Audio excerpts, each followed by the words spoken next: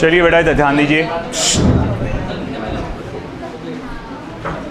अब जो हमारा टॉपिक है बहुत ही माइन्यूट सा कहा जाएगा, थ्योरेटिकल टॉपिक है, पूरा थ्योरेटिकल टॉपिक है। एक ज़रा सा उसके अंदर बस न्यूमेरिकल पार्ट आएगा, electrostatics of a conductor.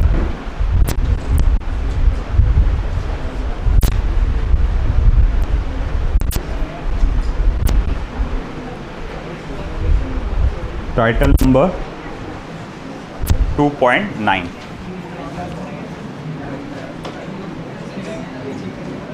Electrostatics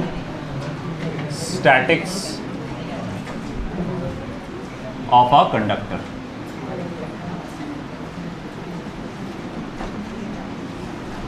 conductor की कुछ प्रॉपर्टीज, कुछ इंपॉर्टेंट पॉइंट्स के बारे में हमको पढ़ना है यहाँ पे, है ना। क्या है वो इंपॉर्टेंट पॉइंट्स हम देखेंगे। सबसे पहले थोड़ा सा कंडक्टर को जानते हैं। कंडक्टर जनरली हम लोग कहते हैं good conductor of electricity, insulator a bad conductor of electricity. उसके पीछे का रीज़न अगर पूछा जाए तो बोलते हैं कि भाई कंडक्टर में होते हैं फ्री इलेक्ट्रॉन्स और इंसुलेटर में कोई इलेक्ट्रॉन फ्री नहीं होता, they are tightly bounded to their parent atom, है ना। अगर मैं कंडक्टर के अंदर झांक के देखूँ तो वो इलेक्ट्रॉन्स जो वैलेंस शेल में है, कोई आवाज़ दिया क्या? वो इलेक्ट्रॉन्स जो वैलेंस शेल में है यानी आखिरी की शेल में है, वो बहुत लूजली बाउंडेड होते हैं अपने पेरेंट एटम से। ज़रा सी एनर्जी कहीं से मिली, बेमान लोग छोड़कर चले जाते हैं, है ना। फिर इधर उधर इधर उधर इधर उधर रैंडमली घूमते रहते हैं। कभी किसी के साथ अटैच होंगे, दूसरे एटम के साथ, या फिर नहीं भी अटैच होंगे, लगातार कोलाइड होते रहते हैं। कभी इस एटम से कोलाइड होंगे, कभी उस एटम से कोलाइड होंगे, कभी इलेक्ट्रॉन्स आपस में कोलाइड होंगे। कोई एक प्रॉपर डायरेक्शन उनका नहीं होता।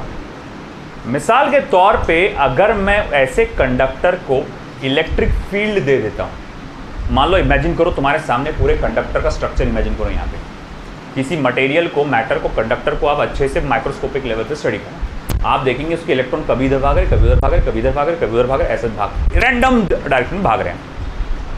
अब अगर मैं उसमें इलेक्ट्रिक फील्ड दे देता हूँ, मतलब वहाँ से कहीं तो भी बहुत सारे पॉजिटिव चार्ज, वहाँ कहीं तो भी बहुत सारे नेगेटिव चार्ज, वो इलेक्ट्रॉन्स जो इधर उधर इधर उधर भाग रहे थे अब एक प्रॉपर डायरेक्शन में भागेंगे, इस तरफ भागेंगे, है ना।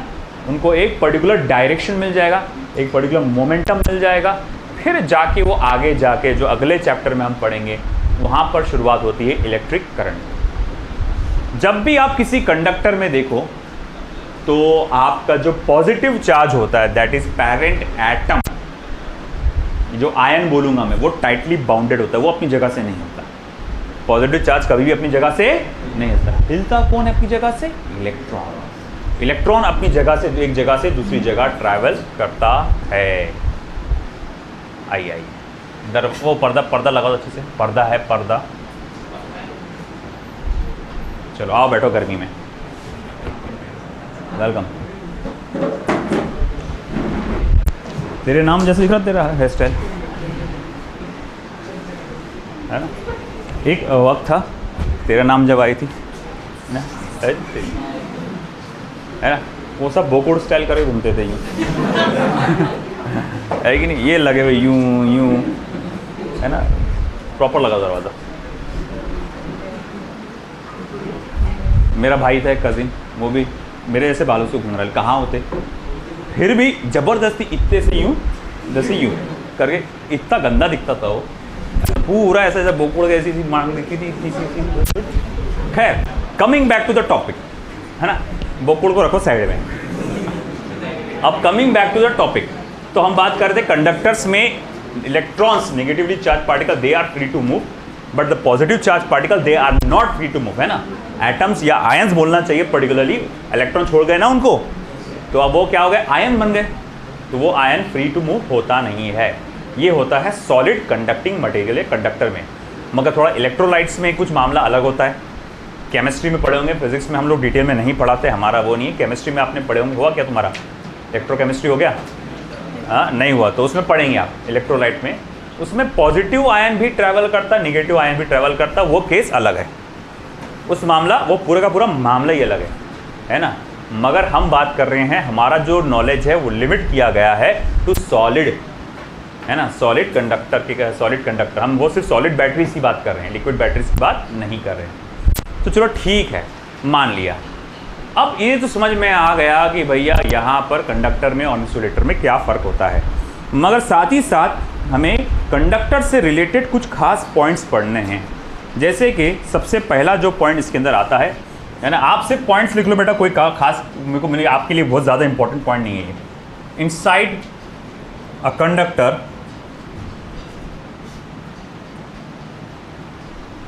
Electrostatic field is zero. किसी भी कंडक्टर के अंदर इलेक्ट्रोस्टैटिक फील्ड क्या होता है, ज़ीरो होता है। किसी भी कंडक्टर के अंदर, है ना, इलेक्ट्रोस्टैटिक फील्ड क्या होता है, ज़ीरो होता है। बोले ऐसा क्यों? वेरी सिंपल, क्योंकि देखो बात क्या है कि जो भी आप अगर देखते हैं किसी कंडक्टर को अगर चार्ज किया गया है, आप तो अभी आए, अभी से हिला रहे हैं वो रुमाल, अभी बहुत टाइम बाकी है अभी यहाँ पे, है। तो अभी देखो, जब भी किसी कंडक्टर को पूरी तरह से चार्ज किया जाता है, चार्ज हमेशा उसके आउटर सरफेस पे डिसाइड होता है। अब वो चार्ज आउटर सरफेस पे रिसाइड होने के वजह से जितनी भी इलेक्ट्रिक फील्ड जनरेट होती है वो सब के सब बाहर चले जाती है। अगर कोई भी मेरे पास रैंडम शेप का एक कंडक्टर अगर मैं देखता हूँ और मैं उसके अंदर कोई भी एक गॉसियन सरफेस मैं अगर चुनूंगा, अगर मैंने इस कंडक्टर को चार्ज किया, वो सारे के चार्ज कहाँ चले गए बेटा? अरे बोल, आउटर सरफेस पे। नहीं समझ में आया? कंडक्टिंग बॉडी को चार्ज करते शुरू में पढ़े थे अपन एकदम इलेक्ट्रोस्टैटिक शुरू में, कि जब भी किसी कंडक्टर को चार्ज करते, चार्ज कहाँ चला जाता? आउटर सरफेस पे। तो भैया जब मैं देख रहा हूँ कि मैंने बॉडी को चार्ज किया, जितना भी चार्ज किया सारा का सारा चार्ज कहाँ चले गया? आउटर सरफेस पे। अंदर कोई चार्ज नहीं, मतलब इसका अंदर जितने भी एटम्स मौजूद है वो आपके इलेक्ट्रिकली न्यूट्रल है। वो क्या है? इलेक्ट्रिकली न्यूट्रल है। तो अब अगर अंदर मैं कोई गॉसियन सरफेस बनाता हूँ, इस गॉसियन सरफेस के अंदर मैं पूछूंगा कितने चार्ज एनक्लोज्ड है, आप बोलेंगे जीरो। अरे भाई टोटल चार्ज एनक्लोज्ड, ये गॉसियन सरफेस मैंने बनाया कोई भी शेप का, उसमें कितना चार्ज एनक्लोज्ड है? जीरो आएगा ना। अगर टोटल चार्ज एनक्लोज जीरो है तो तुमको नहीं लगता इलेक्ट्रिक फ्लक्स भी इसके अंदर क्या होगा? जीरो होगा। अगर इलेक्ट्रिक फ्लक्स जीरो है तो तुमको नहीं लगता ई की वैल्यू भी जीरो हो जाएगी, है कि नहीं? तो वही बात साबित हो रही है यहाँ पर। बस एक एक चीज़ को हम लोग थोड़ा एक्सप्लेन कर रहे हैं कि ऐसा क्यों हो रहा है, क्या हो रहा है यहाँ पे, है ना। तो इसने ये कहा है कि भैया inside a conductor electrostatic field zero होता है, क्योंकि जितने भी चार्जेस है वो रिसाइड होते हैं आउटसाइड ऑफ द सरफेस, है ना। इसीलिए अंदर के गॉसियन सरफेस पे कोई भी चार्ज नहीं होता, इसीलिए इलेक्ट्रिक फील्ड क्या होती है? जीरो होती है। सेकेंड पॉइंट जो हमें यहाँ पर लिखा गया है, at the surface of a charged conductor comma electric field must be normal to the surface at every point.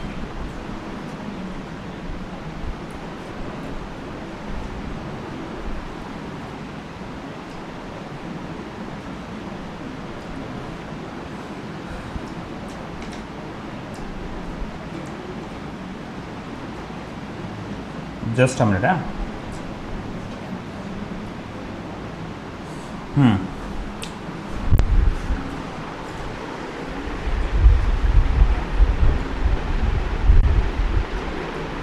अब देखो यहां क्या बोला है कि सरफेस पे जो इलेक्ट्रिक फील्ड होती है उन चार्जेस के वजह से, है ना, तो वो हमेशा परपेंडिकुलर होना चाहिए सरफेस को, है ना। हमेशा कैसा होना चाहिए?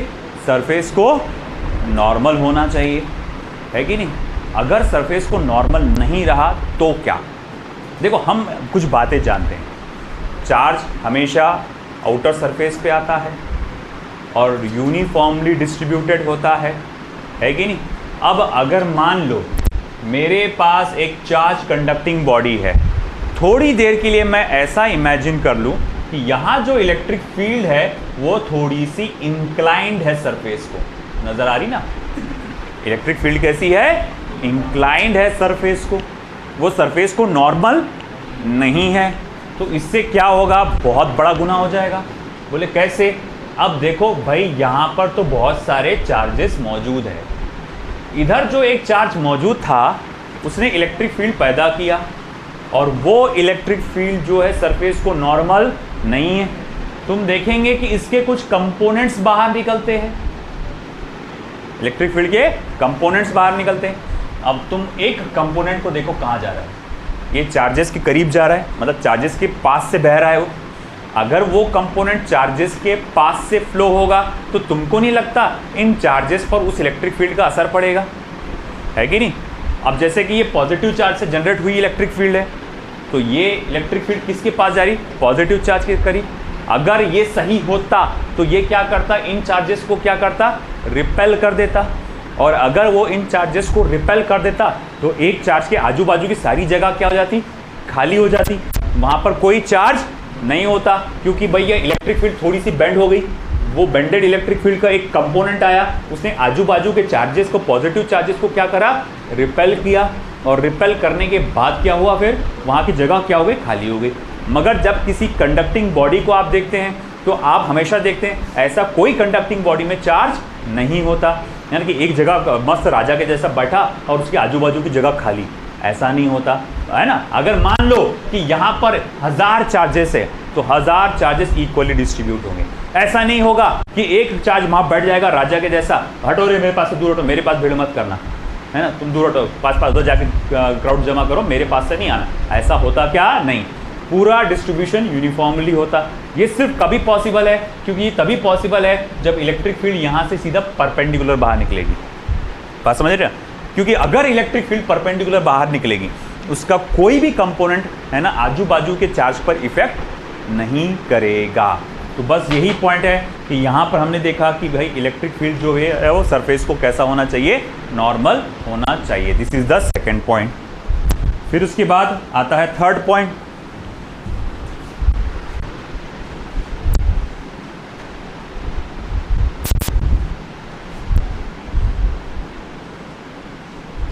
The interior of a conductor can have no excess charge in the static situation. In the static situation, static मतलब थमा हुआ। Interior of the conductor can have no extra charge in the static situation. अरे यार देख, वो असल में देखा जाए ना, ये फर्स्ट पॉइंट का कॉन्वर्स है। ये फर्स्ट पॉइंट का क्या है? कॉन्वर्स। देखो स्टैटिक सिचुएशन, अगर नॉन स्टैटिक सिचुएशन हो, डायनामिक सिचुएशन हो, डायनामिक सिचुएशन मतलब लगातार इधर उधर घूम रहा चार्ज, उस मामले में, उस सिचुएशन में किसी भी कंडक्टर के अंदर झांक कर तुम देखेंगे तो शायद तुमको कुछ चार्जेस मिल जाएंगे। मान लो फॉर एग्जाम्पल यहाँ 100 आयन्स या एटम्स मौजूद थे, 100 एटम्स मौजूद थे जिनके 100 इलेक्ट्रॉन्स ने छोड़कर चले गए थे, है ना? 100 इलेक्ट्रॉन्स ने छोड़कर चले गए।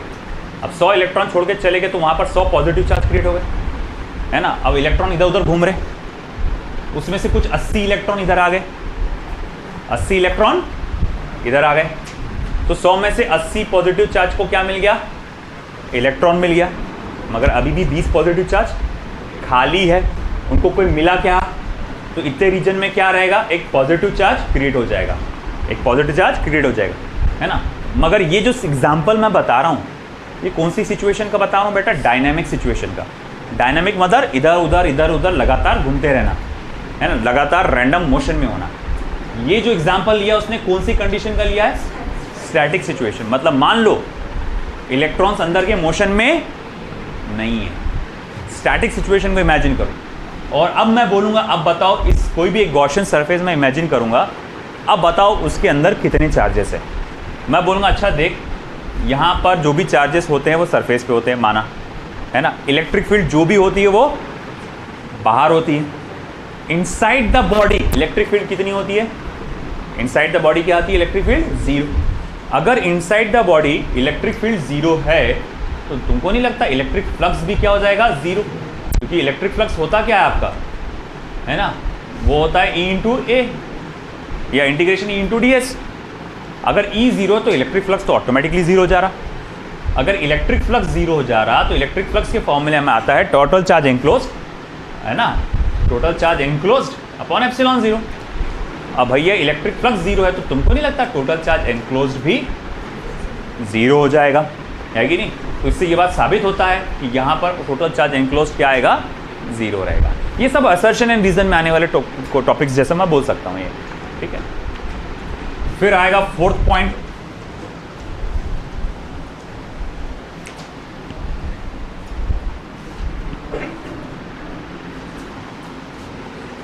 electrostatic potential is constant throughout the volume of the conductor and has same value as inside its surface as on its surface. Electrostatic potential is constant throughout the volume of the conductor and has the same value as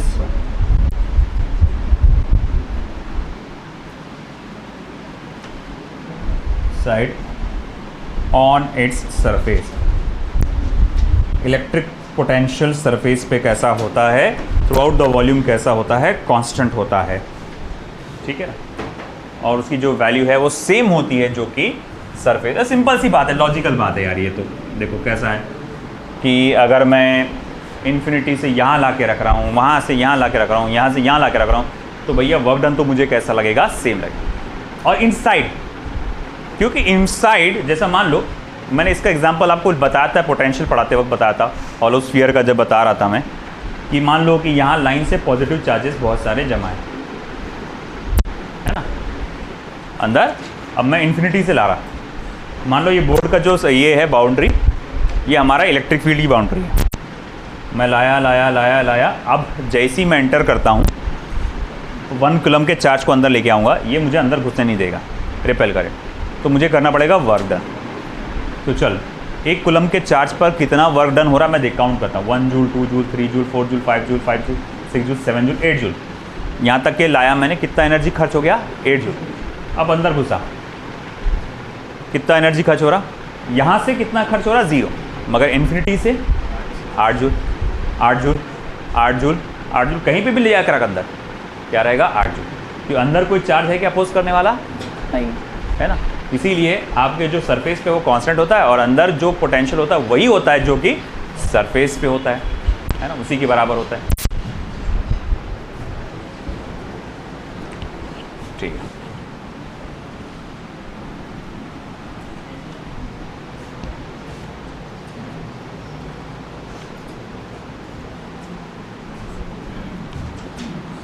electric field, fifth, electric field at the surface of a charged conductor vector E is equals to sigma upon epsilon 0 n cap, या फिर scalar form में लिखेंगे तो सिर्फ sigma upon epsilon 0। किसी भी charge conductor के surface पर, किसी भी चार्ज कंडक्टर के सरफेस पर, या फिर हम बोलेंगे उसके just outside the body, surface बोल सकते हैं या बोल सकते हैं जस्ट आउटसाइड द बॉडी, आपका इलेक्ट्रिक फील्ड जो है वो रहेगा सिग्मा अपॉन एप्सिलॉन 0 इन स्केलर फॉर्म, वेक्टर फॉर्म में एन कैप। क्या बोलते हो? डायरेक्शन रहेगा इलेक्ट्रिक फील्ड का। स्केलर फॉर्म पर ही फोकस करो, कोई जरूरत नहीं इतना डिटेल में जाने की। देखो रैंडम शेप की एक बॉडी कंसिडर कर लो, है ना। मान लो कि ये पूरी चार्ज है आपस में इस तरह से, मैंने एक इमेजिनरी सिलेंडर को इमेजिन कर लिया। ये वाला पार्ट तुम्हारे पहले स्टेट बोर्ड में हुआ करता था, ये डेरिवेशन अब निकाल दिया गया, है ना। मैंने एक गॉसियन सिलेंडर इमेजिन किया, ऐसा सिलेंडर वो आधा बॉडी के अंदर है, आधा बॉडी के बाहर है ना। ज़्यादा नहीं है ये, यहाँ पर ज़्यादा दिख रहा थोड़ा सा, ये एकदम ज़्यादा नहीं है, इतना बहुत बाहर, मतलब ऐसा समझो बॉडी के ऊपर ही चाहिए ये सरफेस, तो ये यहाँ पर मैंने ये पॉइंट लिया, मैंने बोला भैया ये पॉइंट पी पे मुझे इलेक्ट्रिक फील्ड मालूम करना है ना। मैं आपसे पूछूंगा अच्छा ये छोटे से पॉइंट में से इलेक्ट्रिक फील्ड कितनी बाहर निकलेगी, है ना। मान लो ये एरिया जो है वो ds है, इलेक्ट्रिक फ्लक्स कितना बाहर निकलेगा, सॉरी, तो मैं बोलूँगा ये इलेक्ट्रिक फ्लक्स होगा, मान लो इस पर सरफेस चार्ज डेंसिटी सिग्मा है, तो ये जो इलेक्ट्रिक फ्लक्स रहेगा, सॉरी E इंटू ds रहेगा। इलेक्ट्रिक फ्लक्स कितना रहेगा, E इंटू ds। बात समझ रहे क्या। तुमने इमेजिन करे, अमजद रख देना वहाँ पे, चार्ज बॉडी है, इमेजिन करो चारों तरफ से चार्ज है। मैंने एक ऐसा पॉइंट लिया है जो बॉडी के जर्रा सा ऊपर, ऐसा समझो उस पर सरफेस पर ही है, हाँ अरे जर्रा सा, मैं ज़्यादा मुँह मत कर, तो भैया अब उस पर थोड़ा सा ही ऊपर है, तो भाई मैं बोल रहा हूँ कि वहाँ से इलेक्ट्रिक फील्ड इंटेंसिटी क्या होगी वो निकालने के लिए मैंने क्या करा, इमेजिन एक गॉसियन सिलेंडर, ऐसा सिलेंडर कि वो आधा बॉडी के अंदर है, आधा बॉडी के बाहर है। उसका एक सरफेस लिया सामने का, ये जैसे ये सरफेस, उसका एरिया ds है। अब तुमको नहीं लगता इसमें से इलेक्ट्रिक फील्ड बाहर निकल रही होगी, इस सरफेस को ऐसे चीरते हुए बाहर निकलेगी नॉर्मली। जब वो इलेक्ट्रिक फील्ड इस सरफेस को चीरते हुए बाहर निकलेगी तो इलेक्ट्रिक फ्लक्स का फॉर्मूला क्या आएगा, E इंटू ds। मगर according to the formula definition, according to the definition आपके पास इलेक्ट्रिक फ्लक्स का फॉर्मूला क्या होता है अकॉर्डिंग टू गॉस थ्योरम, वो होता है टोटल चार्ज एनक्लोज्ड, है ना। बट इलेक्ट्रिक फ्लक्स का फॉर्मूला तो क्या है, total charge enclosed upon epsilon 0। मैं बोलूँगा इस सिलेंडर के अंदर टोटल चार्ज एनक्लोज्ड कितना होगा, मुझे सरफेस चार्ज डेंसिटी क्या है, सिग्मा, है ना।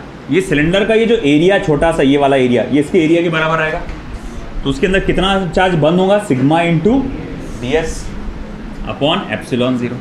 इलेक्ट्रिक फ्लक्स का ये भी फॉर्मूला, इलेक्ट्रिक फ्लक्स का वो भी फॉर्मूला, दोनों को इक्वेट करो, E into ds, sigma into ds upon epsilon 0, ds cancel, sigma upon epsilon not. आया समझ में, ठीक है। चलो ये रहा तुम्हारा, है ना, पॉइंट नंबर 5।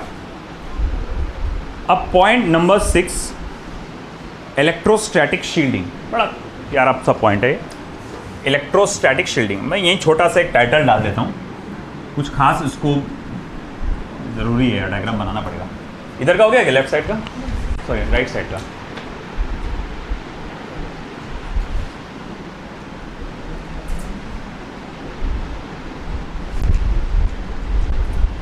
Electrostatic shielding.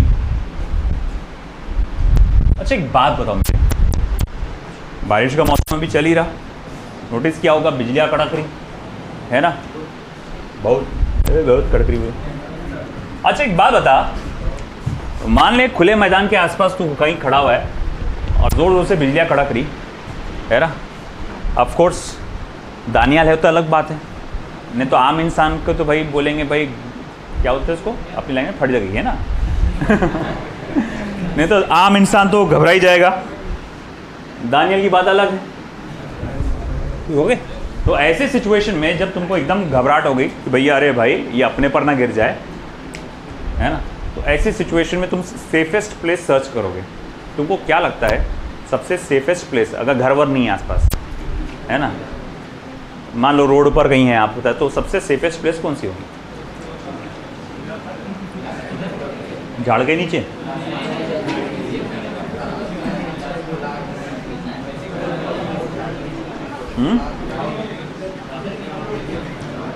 बोलो क्या है, ग्राउंड में, ग्राउंड में, ग्राउंड में खड़े रहेगा तू, दावत दे रहा है उसको, आओ मेरे पर गिरो, है ना।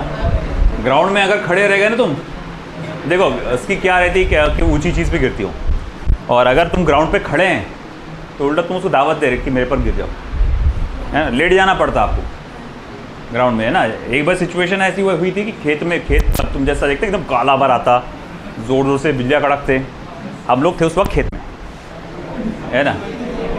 अब ले आफत क्या, दूर दूर तक कोई शेल्टर भी नहीं, ऐसा झोपड़ी वोपड़ी बोलते हैं ना, एक छोटी सी मचान जैसे बोलते हैं, मचान जैसा झोपड़ी, वो तो ऊंची थी उल्टा, कोई सेफ हाउस नहीं था वहाँ पे।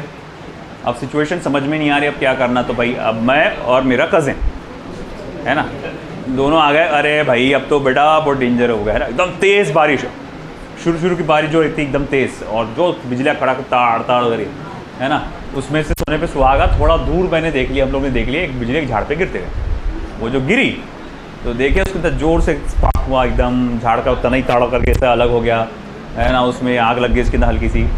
तो भाई भागो कहीं ना कहीं। तो एक था अराउंड कहा जाएगा 1-8 किलोमीटर आगे, एक आध किलोमीटर आगे एक दूसरा खेत था हमारा, तो वहाँ पे पक्का घर जैसा बना हुआ है। अब वहाँ जाना है, अब वहाँ पूरा ग्राउंड जैसा सिस्टम, अब कैसे करेंगे? भाग रहे फिर ताड़ कर बजे, फिर नीचे झुक जा रहे।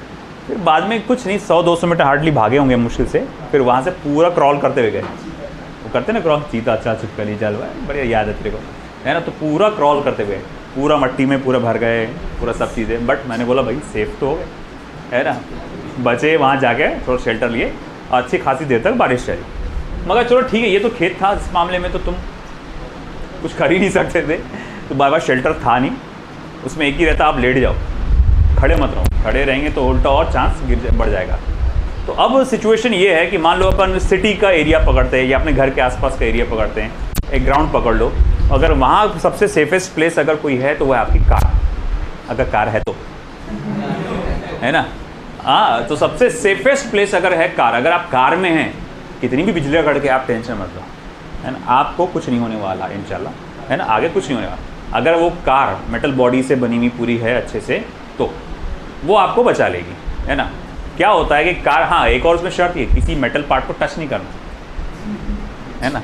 मेटल का पार्ट जो आता है ना, उसको टच नहीं करना। मतलब मेटल के बमस तो तुम ऐसा कार खुला रख के और तुम वो उसे डोर के पास हाथ रख के यूँ खड़े, चढ़ गरे बजी गिर दी, तो सर तुमने तो बोले कि नहीं होगा कुछ, है वही जब पूछने के लिए तो बचेगा भी नहीं, है कि उस सिचुएशन में तो भाई घातक है। नहीं माँ तो बोलते हैं पूरा डोर्स लगा दिया, नहीं भी लगा डोर्स अगर मान लो ठीक है ना, आप कम से कम किसी मेटल के पार्ट को टच मत करो, है ना। इलेक्ट्रिक फील्ड किसी भी कंडक्टर बॉडी के अंदर नहीं घुसती, वो भी एक इलेक्ट्रिक फील्ड ही है ना, एक ज़बरदस्त इलेक्ट्रिक फील्ड है। तो भाई ऐसा है कि किसी भी कंडक्टिंग बॉडी के अंदर नहीं घुसती। अगर बाहर से कोई इलेक्ट्रिक फील्ड आती है, जैसे मान लो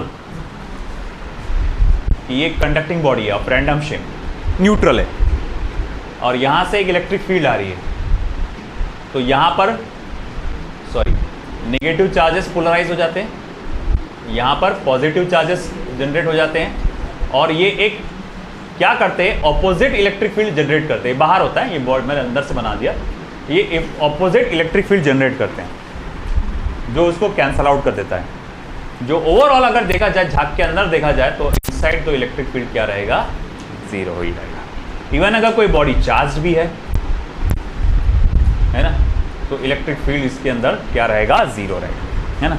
एक मूवी आई थी हॉलीवुड में जिसमें ये बताया था कुछ तो एलियंस आते जो दिखते नहीं, मगर कोई उनको टच करा तो वो इलेक्ट्रिक, मतलब जैसे पूरा वैसा एक झटका बैठता है इलेक्ट्रिसिटी का, तो वैसा झटके से पूरा आदमी धुआं हो जाता, इतना शॉक, हैवी शॉक लगता उसके अंदर।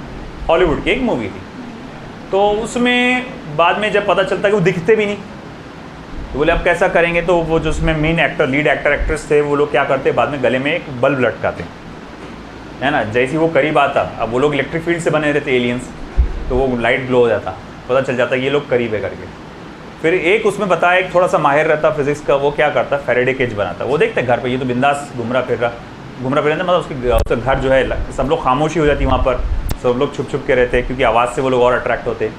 मगर ये मस्त एकदम घर के अंदर डीजे वीजे बजा रहा, ज़ोर ज़ोर से गाने चल रहे, इसके घर में लाइटिंग चालू, सब चल, साला ये कैसे कि जिंदा है। तो वो लोग जाके देखते तो पूरे घर में इस तरह का उसने एक केज बनाया हुआ था, मेटल का केज, उसको बोलते फैराडे केज। तुमने नोटिस किया होंगे एक ऑर्केस्ट्रा भी चलता उसके अंदर, वो जो परफॉर्मर्स रहते एक केज के अंदर बंद रहते, और एक बहुत बड़ा वैंडीग्राफ जनरेटर रहता जो आखिरी में आप पढ़ने वाले हैं, बहुत हाई वोल्टेज जनरेट करता, वो जाके केज पर गिरता ताड़ करके, है ना, और वो उसमें और वो उस तरह से म्यूज़िक को और बजाता उसके हिसाब से। तो वो केज में रहता, उसको कुछ भी नहीं होता, क्योंकि वो इलेक्ट्रिक फील्ड बाहर से सरपास हो जाती, वो ग्राउंड के अंदर चले जाती, है ना, और अंदर जो है वो सेफ रहता। वैसे ही फैराडे केज बोलते हैं उसको, कि अगर मान लो कि आप किसी ऐसे मेटल के केज में हैं, है ना, और उससे इंसुलेटेड है अगर मान लो, है ना। आप अगर मेटल का कुछ केज जैसा बना लो, ग्राउंड पे खड़े हैं, उसके अंदर आप प्लास्टिक के जूते पहन के खड़े हो जाओ चुपचाप, 1000 बार बिजली गिरेगी आपके ऊपर, है ना, केज के ऊपर। छोटा सा ही केज होगा, मान लो इतनी हाइट का, आपको कुछ भी नहीं होगा, क्योंकि इलेक्ट्रिक फील्ड वो पास हो जाएगी बाजू से और नीचे चले जाएगी, है ना। इन केस आप बिना केज के जाओ, है ना, या फिर बेयर फुट डायरेक्ट उसको टच कर दो, है ना, एक ही सेकंड में स्वाहा, है ना, सिचुएशन हो जाएगा काम, ठीक है। तो ये इलेक्ट्रोस्टैटिक शील्डिंग होती है। इवन अगर आपको ये एक्सपीरियंस करना है तो ज़रूरी नहीं बिजली गिराना पड़ेगा अपने ऊपर, आप एक काम ये भी कर सकते हैं, एक मोबाइल को आप एक किसी भगोने में बंद करके रख दो, है ना, भगोना ले लो छोटा सा, आप मोबाइल रखो, उस पर ढक्कन डाल दो मेटल का, पूरा चारों तरफ से मेटल, अब फ़ोन लगा के देखो उस फ़ोन पे लगता ही नहीं। एल्यूमिनियम फॉइल से लपेट के रखो, एल्यूमिनियम फॉइल, है ना, आप उसको लपेट के रख दो उसके ऊपर। तो इलेक्ट्रिक फील्ड क्या होती है, जैसा कि जब आप कॉल करते हैं असल में एक रेडियो वेव जनरेट होती है आपके मोबाइल से, रेडियो वेव एक इलेक्ट्रोमैग्नेटिक वेव, उसमें इलेक्ट्रिक फील्ड आई गई, वो इलेक्ट्रिक फील्ड वाली वेव आपके पास जाएगी, आपके मोबाइल तक के सर्च करेगी, आपके चारों तरफ फैलती है वो तो वेव। जब भी आप कॉल करते हैं 1 सेकंड में, जब आप ये बातें हज़ारों बोलना कम हो जाएंगे, करोड़ों अरबों वेव्स ऐसी तुम्हारे मोबाइल फ़ोन से बाहर निकलती, ढूंढते कि वो मोबाइल कहाँ है ना, पता चलो वो उधर है, तो जाके उधर लिंक हो जाएंगी फिर पूरा, है ना, ये लिंक हो गई इससे। अब वो क्या करेगी, ढूंढेगी चारों तरफ। अब जब ढूंढेगी चारों तरफ इलेक्ट्रिक फील्ड, वो अब तुमने वो उसमें एल्यूमिनियम फॉइल में रैप करके रखे, है ना, इलेक्ट्रिक फील्ड तो अंदर जा ही नहीं रही, है ना, जब वो जा ही नहीं रही तो उसको तक के वो उसके एंटीना तक पहुँच ही नहीं पाएगी, उसको सेंस ही नहीं कर पाएगी। दैट्स वाई इस पर कॉल नहीं लगता कभी, है ना। लिफ्ट में कभी कभार होता है ऐसा, लिफ्ट में भी होता है ना, कभी का थोड़ा सा नेटवर्क सही नहीं चलता, है ना, वो भी एक तरह से इलेक्ट्रोस्टैटिक शील्डिंग ही है वो, क्योंकि आप जब लिफ्ट में खड़े हो चारों तरफ से मेटल की बॉडी है कि नहीं, और मेटल की बॉडी है तो उसमें फ़ोन लगाने के लिए उसके लिए मसले हो जाते हैं, फिर थोड़े से नेटवर्क थोड़ा प्रॉब्लम चलता है ना। और मगर ऐसा है कि उसमें कई सारे होल्स रहते, हवा आने जाने के लिए पंखा रहता, तो एक आइडियल नहीं है, लिफ्ट बोले तो एकदम आइडियल नहीं है, मगर थोड़ा बहुत है शील्डिंग कर ही देता है। तो इसी प्रोसेस को कहा जाता है इलेक्ट्रोस्टैटिक शील्डिंग, मतलब शील्ड तैयार कर देना इलेक्ट्रिक फील्ड के अगेंस्ट। तो ये कंडक्टर की खासियत होती है कि कंडक्टर के अंदर अगर एक कोई कैविटी भी है, मतलब मान लो एक कैविटी है, इसके अंदर अगर झाँक के भी देखेंगे, इस छोटे से कैविटी के अंदर भी इलेक्ट्रिक फील्ड इंटेंसिटी क्या रहेगी, 0 रहेगी इनसाइड। चाहे इलेक्ट्रिक फील्ड बाहर से आ रही हो या खुद बॉडी चार्ज हो, उससे कोई फर्क पड़ता नहीं। तो ये जो पॉइंट्स आपने लिखाया था मैंने, इसी को कहा जाता है इलेक्ट्रोस्टैटिक्स ऑफ अ कंडक्टर। और ये बस पॉइंट से थोड़े बहुत स्टेटमेंट वाले क्वेश्चन है जो कि रिलेटेड है आपके ये थ्योरेटिकल क्वेश्चन से, असर्शन एंड रीजन के टाइप के क्वेश्चन आ सकते हैं इस पर, और कुछ नहीं, ठीक है। That's it. अब हमको लेना है डीपीपी।